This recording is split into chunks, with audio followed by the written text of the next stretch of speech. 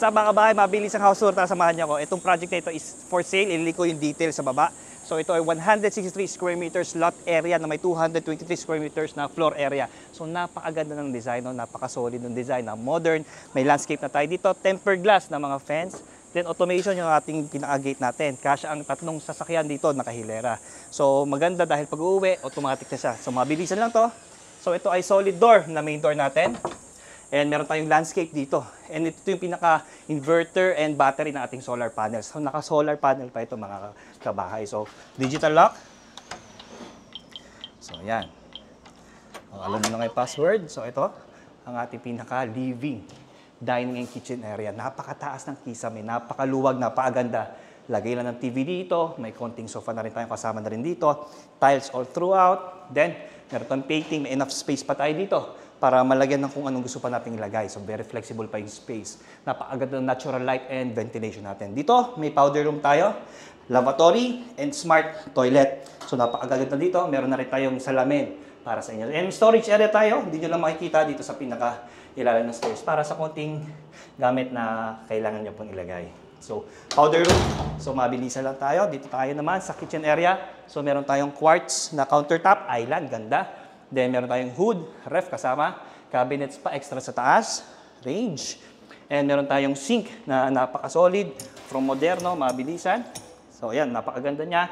And dining area, syempre, very important, na directly accessible naman siya sa lanay area na alika. Makikita nyo dito na pwedeng maging pangatlong parking ng sasakyan or pwede rin maging lanay area. So, makikita nyo dito, dalawang sasakyan na yung pasok. Kasya-kasya, so kasya pa yung isa, then makakapaglanay ka pa dito. Again, this is 163 square meters lot area lang, hindi siya ganun kalaki, pero talaga na-maximize ng mga architects natin. May range pa tayo panlabas, maamoy, dito magluluto.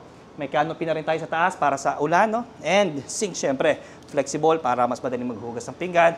Meron tayo ditong office, or pwede ring maid's room or guest room. Ito ay pwede mag-double deck dito, or table, pwede rin.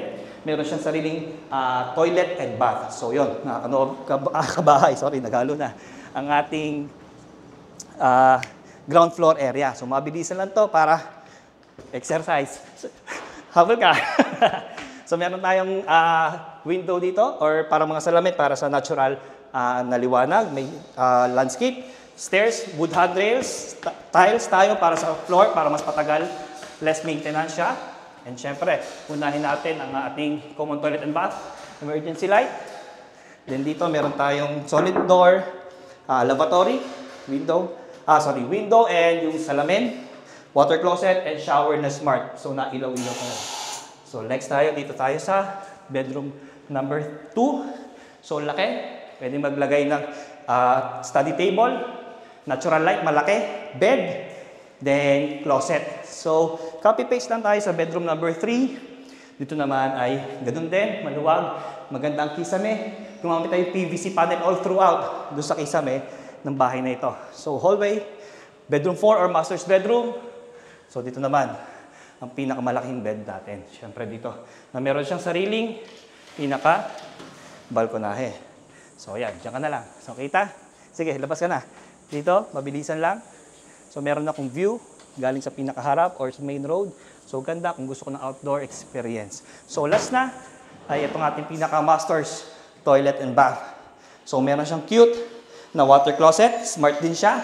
Shower enclosure, lavatory na mayroong mga cabinet sa loob. And syempre, ang ating jacuzzi. So ayan, no? So pwede mag-relax si ma'am, sir, na makakabili dito. And yan naman yung ating pinaka-closet. Tayo na natin para marinig niyo ako. So dito napakalaki, kasyang-kasya ang damit ni sir at damit ni ma'am. Yan, meron pang storage sa taas and sa ilalim. So yung mga kabahay, recap lang, 163 square meters na lot area and meron 223 square meters na floor area. Nakakagawa tayo ng 4 bedrooms out of dito sa lot area, far wall. At tayo ay nakapag-produce ng napakalaking living, dining, and kitchen area. So, ngayon ko lang ginawa itong mabilisan. Nakakahingal pala. So, ito, living, dining, kitchen, napakakaluwag. And last, sulyap na natin sa ating exterior. So, smart lock.